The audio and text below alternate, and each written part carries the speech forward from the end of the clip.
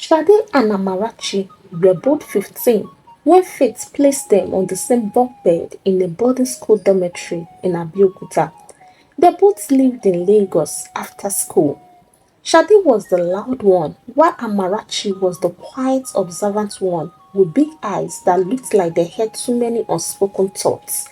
They clicked almost instantly because they just understood each other.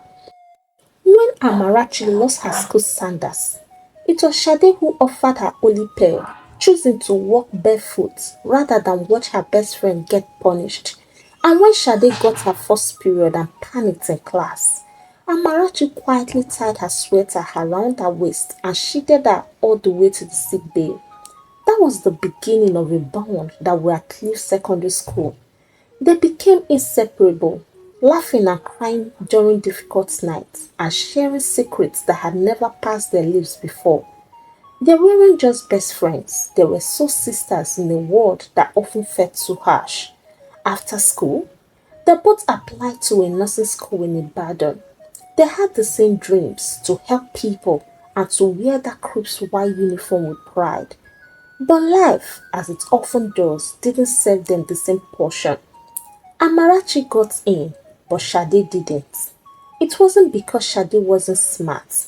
She was sharp, quick-witted, and a fast learner.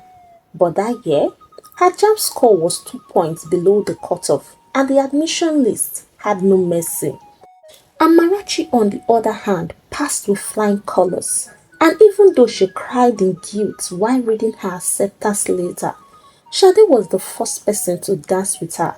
She helped her pack and even followed her to the park the day she left. But distance has a way of changing things. Amarachi's new world was full of light. She found favor quickly. Lecturers loved her. Patients smiled when she entered the ward. Even strangers gave her unsolicited kindness. Her roommates often said she had a special grace, and indeed she did. She had always been kind, soft-spoken, and thoughtful. The world simply began to reward what Shade had seen in her all along. Meanwhile, Shade stayed back in Lagos, working at her auntie's shop in Yaba Market. She ran errands and dealt with insults from rude customers. She tried rewriting jam, but she kept on getting distracted, sometimes by the aching tiredness in her bones, other times by the quiet bitterness slowly growing inside her. Amarachi always sent messages, pictures, and voice notes filled with love and encouragement, but Shade no longer responded with the same warmth. She told herself she was happy for her friend. She tried to believe it, but each time Amarachi sent another selfie in her white uniform or a video of her surprise birthday celebration with cakes and balloons, something in Shade twisted. It wasn't one moment that broke her, it was the accumulation. First was when she fell sick for 3 days and Amarachi forgot to call. Second was when Amarachi mentioned her new sisters in school casually as if their bond didn't matter. And then when Shade scrolled through Instagram and saw a picture of Amarachi with one of her male classmates, his hand was just too close to her waist. Shade cried, not because of the boy, not because of the birthday, not even because she felt forgotten. She cried because she felt like a lesser friend and a leftover. She has always been the protector, the confident one, and the leader. Now she was the one watching from the shadows. And jealousy, they say, doesn't come in grand waves.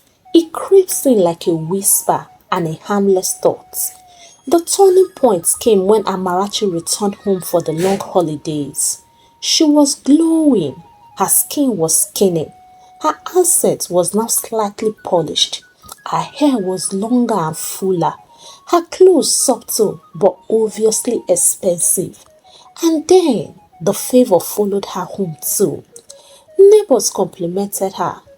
Old aunties asked if she had brought something for them.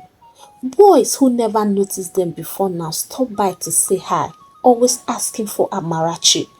Even Shade's auntie looked at Amarachi and said, See how nothing has transformed you.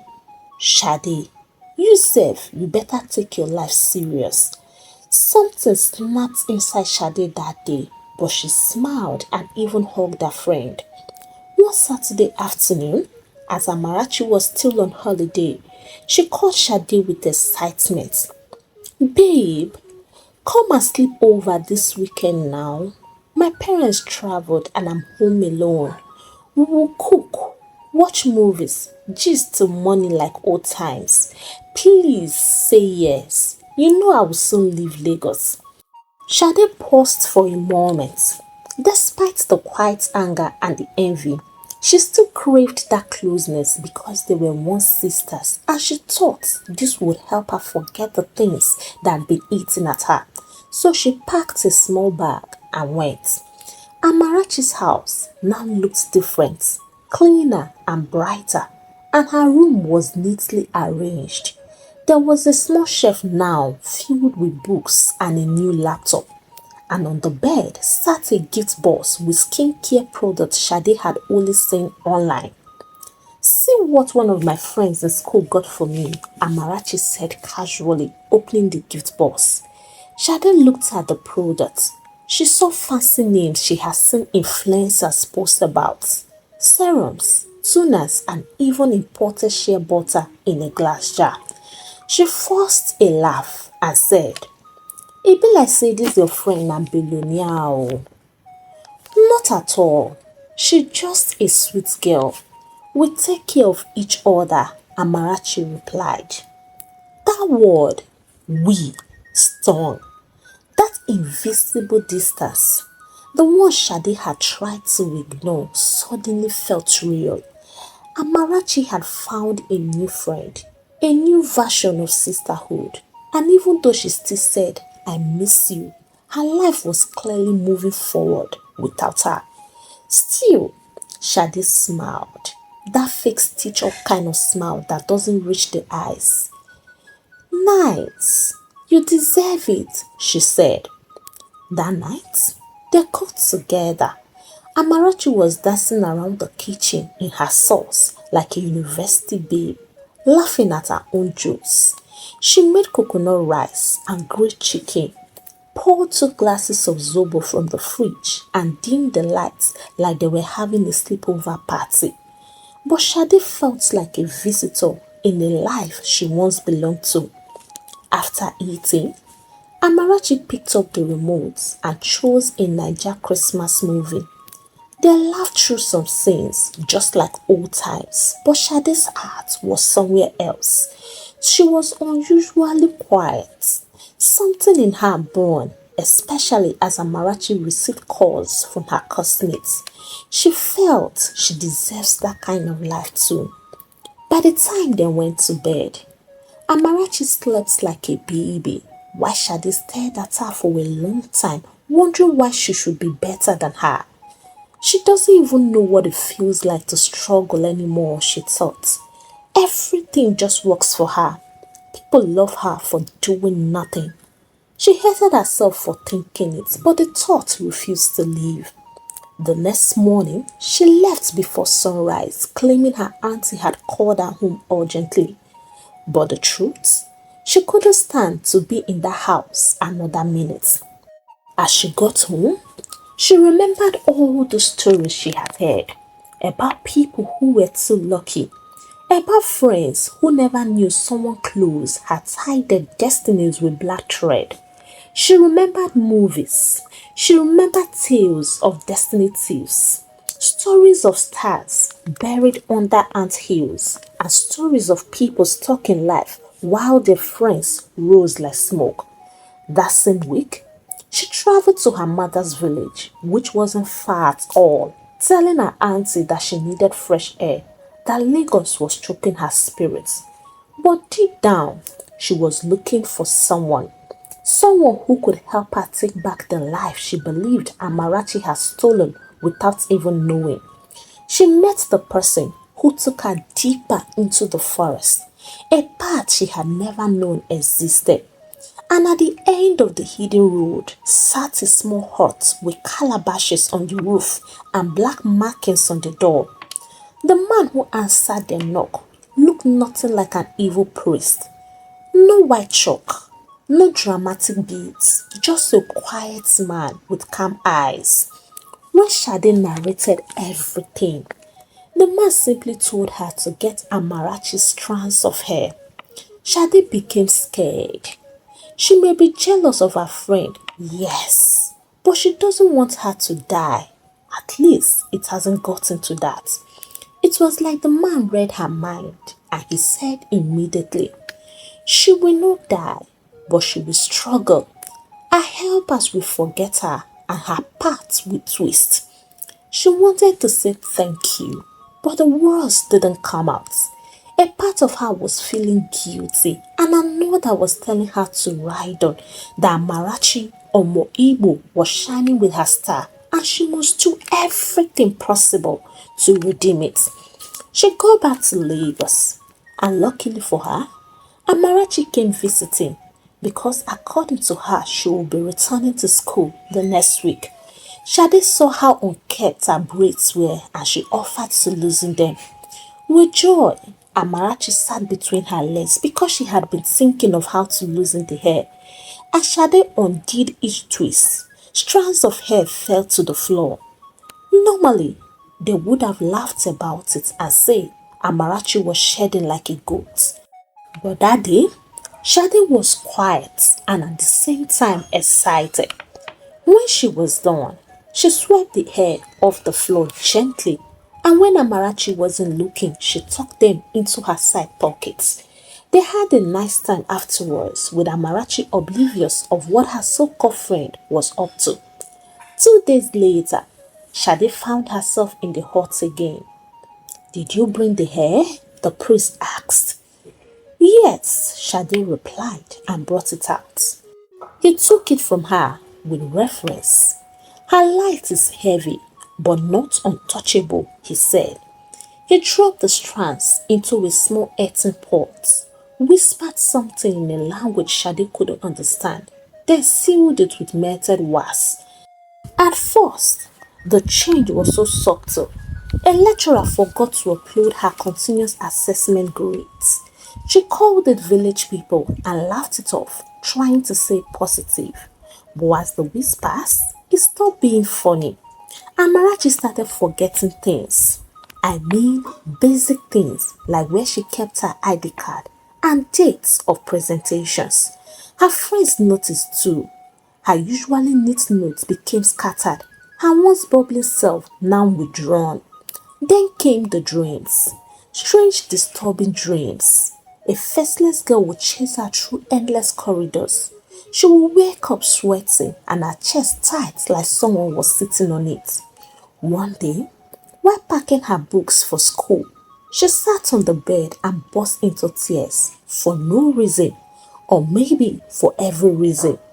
She didn't know who to talk to. Her friends didn't understand. Her mother thought it was stress. Some nurses said she should take vitamins. Even her pastor just prayed and told her to stay positive, but nothing changed. It only got worse. Her grace dropped a bit. Her glow dimmed. The lecturer who once called her the future of nursing now ignored her completely. She was losing herself slowly and painfully. Meanwhile, Shade's life blossomed. She got admitted and a friend of the family paid her new school fees in full. The same boys who ignored her started greeting her with small compliments. You look different, Shade. Something about you is glowing these days. And Shade would just smile and say, God is faithful. But at night, she didn't sleep peacefully too, because every time she closed her eyes, she saw Amarachi. Not angry and not vengeful, just broken, lost and confused. One night, Shade had another dream. In it, Amarachi was walking barefoot in a thick dry forest. Her feet were bleeding. She kept looking around, whispering, where is this place? And where is the way out? Shade tried to call her. She tried to reach for her hand, but Amarachi couldn't hear her. And then a voice thundered, "Shade, you caused this. You have shifted the star." She woke up in tears. She knew then that nothing she had done was invisible. The universe was watching, and it was only a matter of time before it would demand payments. Amarachi's case became worse. She would wake up feeling like she had not rested at all. Her appetite disappeared. Food lost taste, and music became noise. She started struggling to pass even common assignments. Lecturers started picking on her. Patients in the hospital wards whispered that she looked sickly. Some classmates avoided her, whispering that maybe she had spiritual problems. She would kneel by her bed at night and pray, "God, please help me. I don't know what's happened to me, but this is beyond me. Pull me out from this mess." It was as if she wasn't praying because she entered into debt. She was now behind on her hostel rent. Her account balance read 114 naira. She tested her parents, but nothing came from them. It was as if everything about them started crawling. One auntie promised to send something to her, but she never did. Amarachi just curled in a blanket and whispered to herself, "Maybe this is how people go mad." She didn't feel human anymore. That night, she had a terrible dream again. This time, it wasn't a faceless girl chasing her. It was herself. Her own image looking well fed, beautiful and successful, standing across a river she couldn't cross. And the other half would smile and vanish into the thin air. She woke up more broken and confused. She messaged Shade, but Shade didn't reply. So she decided to be praying at least 3 times a day, not understanding why, but she was consistent, and that was how God used her pastor to pay her debts. One day, as she was sitting in her hostel thinking about her life, her phone rang. It was Shade. "Amarachi, my girl, I just said I should check on you. You just entered my mind today. How are you doing? How is school? You have just been ghosting me now on to say you be campus babe." "Ghosting?" Amarachi replied. "But I texted you days ago, but you never replied." "Well, I'm not fine at all. I have just been trying to manage." Shade jumped at that. Yeah, I sensed it. I knew something wasn't right. You have been on my mind, honestly. It is well, my dear friend.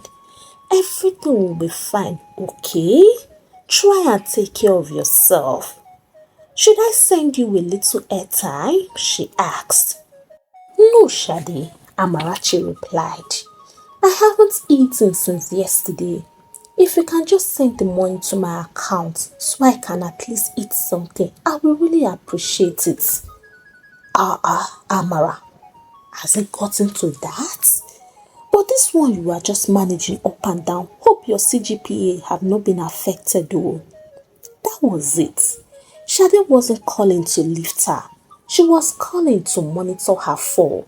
Well, Amarachi didn't know, so she kept responding to all her questions gently, still believing that she was her friend. After the call ended, Shade exhaled. This thing is really working, oh. But that night, her own dreams grew worse. This time, she saw Amarachi again. Not broken, not weak, but kneeling, crying and praying, and at the same time surrounded by white lights. Then Shade saw herself standing outside the circle, completely in shadows. And when she tried to enter the lights, she burned. She woke up screaming. Amarachi on her part decided not to share her predicament with anyone else apart from Shade, because the more she shared, the more they laughed at her. Nobody had the solution to her problems. She kept on praying with psalms, asking God to arise on her behalf and send help before she loses her mind. That same week, Shade had another dream. Amarachi was kneeling in the middle of fire, but the fire wasn't burning her. Instead, it burnt everything around her. And in the center of the flame stood an old man that glowed white. He looked directly at her and spoke in a voice that echoed through her bones. You touched what was sealed. You moved what heaven marked. Return what you took, or what you gained will rot in your hands. She woke up with a nosebleed, breathing heavily like someone who just escaped death. A week later, as Amarachi was on her way to school overwhelmed, her pastor called her and said, when a tree is covered in darkness, the fruit begins to rot. But I can guarantee you, Sister Amara, that the battle will soon be over. That alone was a good news to Amarachi. The pastor told her to fast from the next day and make sure she prays with the Bible verses he would send to her, as God has revealed to him that she had been cursed. He assured her that there was nothing impossible for God to undo. He prayed for her and told her never to permit fear. Amarachi prayed. She prayed like a wounded lion because she was tired of the situation. The weeks that followed, Shade's health began to deteriorate. She could hardly recognize herself in the mirror anymore. Her face was pale. She tried to hide it under makeup, but the world could see it. Her mind was constantly replaying the good moments she had with Amarachi and what she had done to her. The guilt was no longer something she could ignore. It consumed her and it followed her everywhere. She saw Amarachi everywhere in the school. She saw her face on people's faces even in the classroom. The guilt was suffocating. She couldn't breathe without feeling like she was drowning in the mistakes she had made. Even her auntie had to rush her to the hospital, but they did all manner of tests and found nothing wrong with her. She had to send Shade back to the village to go meet her mother, and that for Shade was an answered prayer. In the village, she went to the old man's hut, only to discover that he had died a month ago. That was when she knew she was finished. The sickness grew worse, and nobody could tell what the name was. They gave her all manner of herbs, but nothing worked. Instead, it opened her body to more sicknesses. One afternoon, she sent her picture on WhatsApp to Amarachi. She had convinced herself that this was the only way to ease the burden of her soul. As Amarachi received the message, she screamed. She rushed to the bathroom, washed her face, just to be sure that what she saw was real. She replied by saying, Shade, if this is a filter, please don't use it again. You scared me, and you know you mean the world to me. Please, this is too expensive. I reject it for you, and I reject it for us. It shall not be our portion. We will live in health to take care of our parents. Shade had to use a voice note. Amara, I wish it was all a prank or a filter. But this is not my reality because I allowed jealousy overthrow me. I am the very devil behind all your predicaments. I took the strands of your hair the very day I loosened your braids in my house to a priest, and the result of that singular act is all you have gone through. The priest is no more, and my clock is ticking. Amara, please forgive me. When Amarachi played it, she didn't believe her ears. She couldn't believe that Shade, the girl who laughed with her for hours, the one she had shared her dreams and fears with, would go to any length just to see her crumble. For what exactly? It's not as if she was as worthy as Otedola. She simply gained admission and was just updating her, thinking she was gingering her spirits to come and join her. Shade, why? Why? She cried. What have I ever done to deserve this from you? If not for God, I would have been forgotten by now. Shade, You, my sister? How did this whole thing begin? Why did you even allow it in the first place? Tell me, what have you gained? What? All the destinies attached to your life will now be left bankrupt because of your jealousy. See, you will leave your struggling mother in life pain and torment because of what exactly? Jealousy. Shadi. Well, I have forgiven you, but may God accept your soul because you don't deserve to live. These words brought Sade to pieces. She was full of regrets. She didn't know if she would ever be able to forgive herself, but one thing was certain. She had lost the one person who had meant everything to her. And that regret overwhelmed her. She didn't know when she started coughing. Before her mother could get water for her, she was gone. Amarachi quickly called the pastor. She told him she had a landmark testimony. She told him all Shadi had said and what she said to her too. But the pastor was a bit disappointed. He told her to put a call through immediately and pray for Shadi, as God doesn't have any delight in the death of a sinner. Amarachi obeyed, and when she called, she was given the most heartbreaking news of the year. She realized that even after all Shadi had done, she still loved her. She cried and wished Shadi voiced out when this jealousy started creeping in. They would have looked for a way to help her. And just maybe, things wouldn't have turned out this bad. Hey, African Soul Spike and my tribe, how are you all doing? For me, I am doing so fine. I hope you learned one or two things from the story. Well, before I leave today, I would like to say this. Jealousy, as destructive as it is a natural human emotion that we all experience at some point in our lives. However, when left unchecked, it can cause immense harm to our relationships, our peace of mind, and even our own self worth. Jealousy often stems from a place of insecurity or dissatisfaction with our own lives.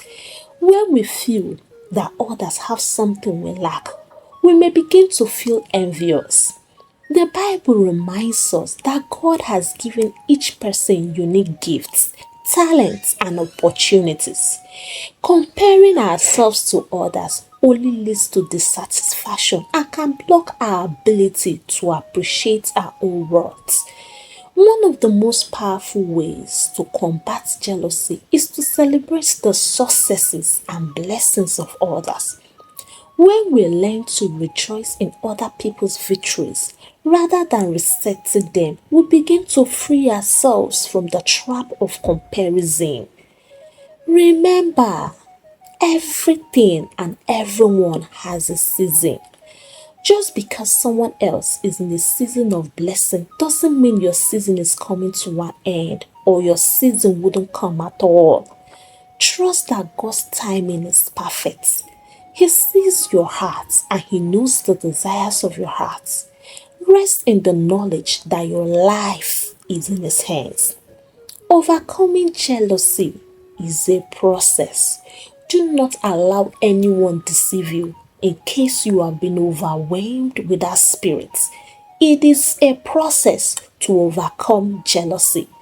It is not something that will happen overnight, but with each step you take, with every prayer you pray, and with every moment of gratitude and celebration of others, you will begin to experience more peace and joy in your heart. The bottom line of all this my preaching is every one of us can be jealous, but if left unchecked, it can lead you into taking dangerous actions. May the good Lord help all of us, and may He help us to watch the spirit of jealousy in Jesus' name. If you enjoyed the story, please give it a thumbs up And let me read from you in the comment section what you think about the story. And don't forget to share out to your loved ones. If you have not subscribed to this channel, what are you waiting for? Kindly click on that subscribe button. And until I bring another exciting story your way, it is a goodbye from here and God bless you.